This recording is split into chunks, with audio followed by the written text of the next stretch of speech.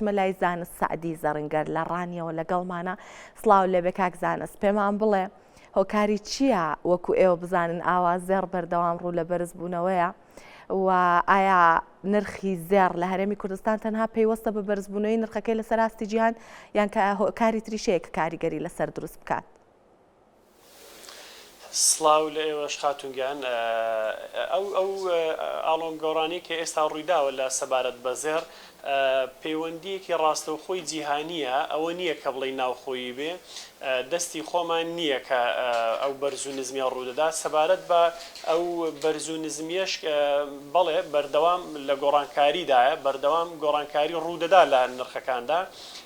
پێشهات ئەوە نییە کە بتوانین ئێمە بڕیار بدەین بزانین 100% ئایا بەرز دەبێ یا بەرز نابێ، بەڵام ئەوەی کە دەیبیستین و بە گوێرەی ئەو هەواڵانەی کە هەیە کە پێشبینی کراوە ئەو بانکانەی کە لە ئەمریکا بۆ نمونە ساینکسمانت و ئەوانە کە پێشبینی دەکەن زیاتر بەرز بێتەوە ئاڵتون. ئەو یەک دوو ڕۆژەشی ڕابردوو نرخێکی پێوانەی دیسان تۆمار کرد لە مێژووی خۆیدا 4533 ئۆنسی ڕەتاوە. باشە کاک زانست، بۆ نمونە ئێستا ئۆنسەیەک زەر لە سەراستی جیهان لە بازاڕەکانی جیهان 4533 دۆلارە. چۆن نرخی کیلۆ و مسقاڵەوە و شتانە حسابەکرێ بۆ نمونە لە هەرێمی کوردستان؟ هاوکێشەکەی چییە بۆ نمونە هاوڵاتیە کە ئەوێ زەر بکرێت چۆن حسابی بکات کە ئۆنسەکەی لە بەردەستایە بە کیلۆ چەنەکات و بە مسقاڵ چۆنەکە بە حەق دەستەوە هەڵبەتە؟ بەڵێ ئێمە هەڵبەتە هەندێک پێوەەر هەیە، هەندێک داتا هەیە، شیکاری هەیە. یەکێک لەوانە ئەوە بیکاریە، لەوانەیە ئێستا من شەرحی شیکەم نەختی هاوڵاتی لێمان تێنەگا. بۆ نمونە ئەو شاشەیە تەقسیم بە 31.1 دەکرێت یان 3254 و تەقسیمی دۆلار و دینار و ئەوانە دەکرێت کە ئەو حساباتانە شیکاریە ئەو کات دەردەچێت. ئێستا وەکو سندیکامان کە سندیکا نرخەکەی داناوە بۆ ئەوڕۆ 950,000 دینارە بۆ هەر مسقالێک زێر بۆ 5 گرام عیاری 21 بە گوێرەی نەخش و مۆدیلەکە حەقدەستەکان فەرق دەکات. و بۆ کیلۆیەکیش ئەوڕۆکە 14 دەفتەر و 45 وەرەقە 14 دەفتەر و 40 وەرەقە 50 دلار کڕیمان بوو، 14 دەفتەر و 49 وەرەقە 50 دلاریش فرۆشتنمان بوو، وەکوی کیلۆ 995 ببوورە. باشە کاک زانست، ئێستا لە هەرێمی کوردستان هاوڵاتیان زۆرتر زێڕ ئەکڕن یان ئەیفرۆشن کە ئاوا نرخەکەی بەرز بووەتەوە؟ ئێمەی کورد شتێکمان هەیە، نرخەتان نەچێتە سەر خواست و تەڵەبی زیاتر لەسەر نابێ. ئێستا ڕۆژانی ڕابردوو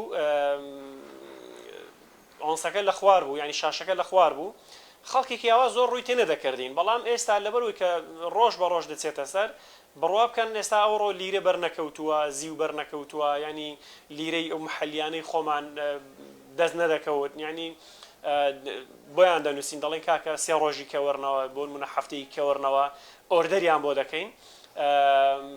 ئەوەیە کە هەتا خواستی زیاتر لەسەر بێن نرخەکە ڕاستە لەسەر شاشە و لەسەر ئۆنسی جیهانی فەرق دەکات، بەڵام تەڵەب و خواستیش گۆڕانکاریەک دروست دەکات لە نرخەکەیە. باشە من باسی جوانکاری ناکەم، بەڵام بۆ پاشەکەوتکردن زیو توانیوێتی لە ناو هاوڵاتیانی ئێمە لە هەرێمی کوردستان جێی خۆی بکاتەوە؟ بۆ نمونە بۆ پاشەکەوت هاوڵاتیان زۆرتر زێڕ ئەکڕن یان زیو؟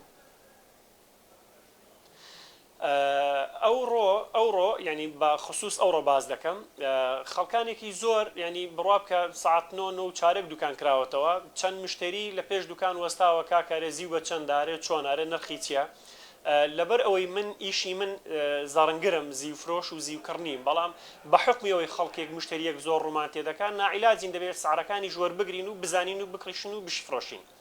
ئەوڕۆ بەیانی هەتاوەکو 29 وەرەقە 50 دلار یعنی 2950 دلار بۆ هەر کیلۆیەک زیوی 999 مەرمەرە کە فرۆشتمان. بەڵام دواتر تقریبان بۆ نای نیوەڕۆ ئەوانە تۆزێک هاتەوە خوارێ، لەبەرەوەی خواستێکی زۆر زۆری لەسەر بوو بۆیە هاتەوە خوارێ. ئێستاش تقریبان بۆ ئەو کاتی قسە لەگەڵ دەکەم 22,860 دلار بە 2,890 دلار کڕین و فرۆشتنەکەیەتی. بەڵام خەریکە زیویش ببێتە ئەو کاڵایی کە بۆ هەڵگرتن و بۆ خەزنکردن بۆ قازانج و ئەوانەی خۆیان دایدەنێن لە باتیەوەی کە پارە لە ماڵ بێ بەڵام لە هەموو حاڵەتێکدا زێر باشترە لە پارە و ئەگەر کەسێک توانای زێڕکڕینیشی نەبێ ئاسایی دەتوانێت زیوەکە بکڕێ و $2900 $3000 $2500 بە زیوەکە بدا و لە ماڵە دایبنێ. کاک زانست لە هەندێک شوێن لەوەتیەوە ئاوا زێر گران بووە هاوڵاتیان ڕۆوەکەنە کڕینی زێڕی دەستی دوو کە حەق دەستی لەگەڵ نییە. بەڕای ئێوە زێڕی نوێ کە حەق دەستی هەیە باشترە هاوڵاتیان بیکڕن یان ئەو زێڕی دەستی دووە کە حەق دەستی لەگەڵ نییە؟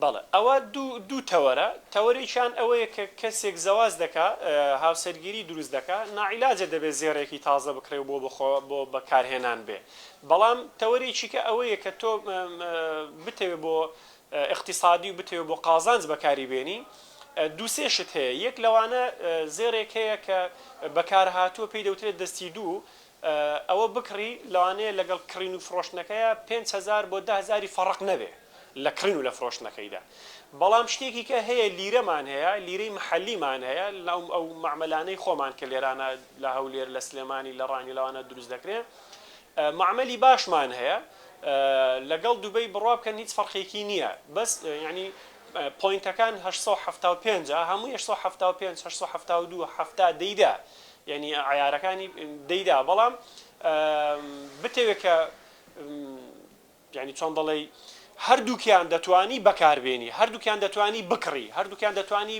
دابنەی لە ماڵەوە بۆ ئیسفادە هەم دەستی دووەکە و هەمیش لیرەکە دەتوانی بەکاربێنی لە هەردووکیشاندا قازانجی لێ دەکەی 100%. ئەو پێشبینیانەی و ئەو ئاماژانەی کە باز دەکرێت لە ئەو پیج و ئەکاونتانە تەسەور دەکەم 5,000 تێپەڕدا ئۆنس بۆ ساڵی ئایندا بەڵام مەحدود نییە بۆ چمانگێکە. سپاس زانست سعدی زەڕێنگەر لە ڕانیەوە لەگەڵمان بوون سپاس بۆ زانیاریەکانت.